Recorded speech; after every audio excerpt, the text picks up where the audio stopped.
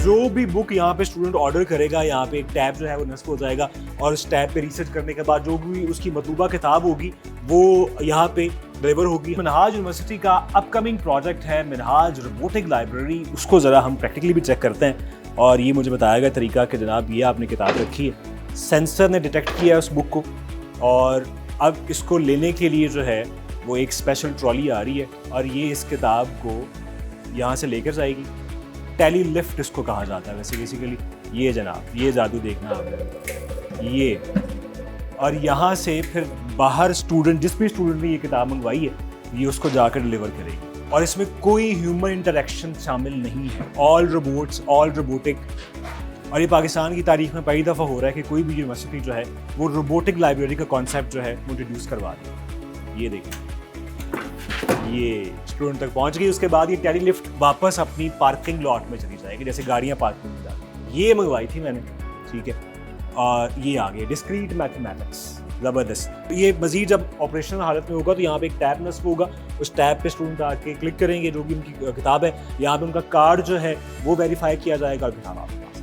अब मैंने किताब वापस करनी। अब वापस करने का प्रोसेस ये है कि यहाँ पे फिर दोबारा एक टैब नस्ब होगा, उस टैब को आप कमांड देंगे कि आप ये किताब वापस करना चाह रहे हैं और यहाँ पे आप कोई इंसानी कोई मुदाखलत कोई नहीं है, यहाँ पे आप रखेंगे किताब, ठीक है, इस पे और ये किताब वापस हो जाएगी। जैसे ही वापस होगी आपके सिस्टम से भी ये माइनस हो जाएगी कि आप ये किताब वापस कर चुके हैं। सो निज़ाम में शफाफियत भी है। वहाँ से हमने किताब पिक की है और ये किताब फिर हमने पढ़ने के बाद वापस कर दी है। कमाल। सो आसिफ बिलाल साहब हमारे साथ मौजूद हैं जो कि इस पूरे जो लाइब्रेरी का प्रोजेक्ट है उसको हेड कर रहे हैं, उसको देख रहे हैं। सर ये एक बड़ा कोई जादुई किस्म का मुझे कुछ स्टूडियो लग रहा है, ये क्या है जहाँ पे हम मौजूद हैं? हम खड़े हैं इस टाइम रोबोटिक लाइब्रेरी के अंदर। अच्छा। और ये ना सिर्फ पाकिस्तान बल्कि साउथ एशिया और मैं कह सकता हूँ ग्लोबली पहली लाइब्रेरी है जिसने रोबोटिक्स को, आर्टिफिशियल इंटेलिजेंस को और लेटेस्ट जो टेक्नोलॉजी प्रिवेल्स कर रही है उसको लॉन्च किया है। तो यहाँ पे ये होगा कि हमारे पास जितनी भी हार्ड फॉर्म में बुक्स हैं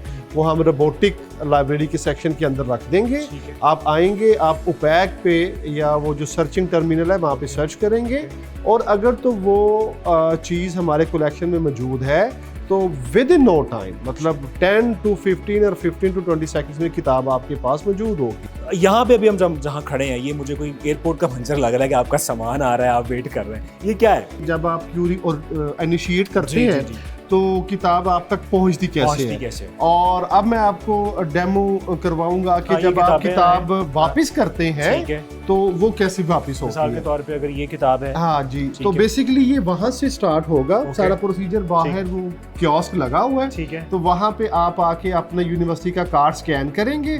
सपोज आपके पास 5 बुक्स है, आपने 2 वापस करनी है, तो वो पॉपअप विंडो आ जाएगी, आप 2 को चेक कर देंगे और वहां पे ऑप्शन होगी रिटर्न करने की, उसको चेक कर देंगे, दबा देंगे, 2 किताबें रिटर्न कर दी, वो आपके अकाउंट से भी हो जाएंगी। अब वो वहां से ड्रॉप करेंगे तो ये कन्वेयर बेल्ट पे आ गई। जब वो कन्वेयर बेल्ट पे रखेंगे तो ये खुद ही उसको, ये देखिए अगर हम वो खुद ही उसको करके, ये बेसिकली सॉर्टर है और ये आपको पहले उसको वो करेगा और फिर उसके बाद इसको वो ट्रीट करेगा। ओके, जबरदस्त। बेसिकली हर शेल्फ्स की अपनी डायमेंशंस हैं डेडिकेटेड से, वो किताब की विथ, लेंथ और वॉल्यूम के हिसाब से। ये देखिए ना, ये जो लास्ट वन है ये ज्यादा विथ वाली है, हाइट वाली है, डेप्थ वाली है, तो ये यहीं पे सेग्रीगेट हो जाएगा सारा कि कौन सी शेल्फ में जानी है, कौन से रिस्पेक्टिव लोकेशन पे जानी है। तो यहाँ से सेग्रीगेट होके तो जो रेलेवेंट रोबोट है वो आके इसको उठा के किताब लेनी भी आपने रोबोटिक तरीके से और वापस भी आपने करनी। रोबोट्स किसी भी खाने से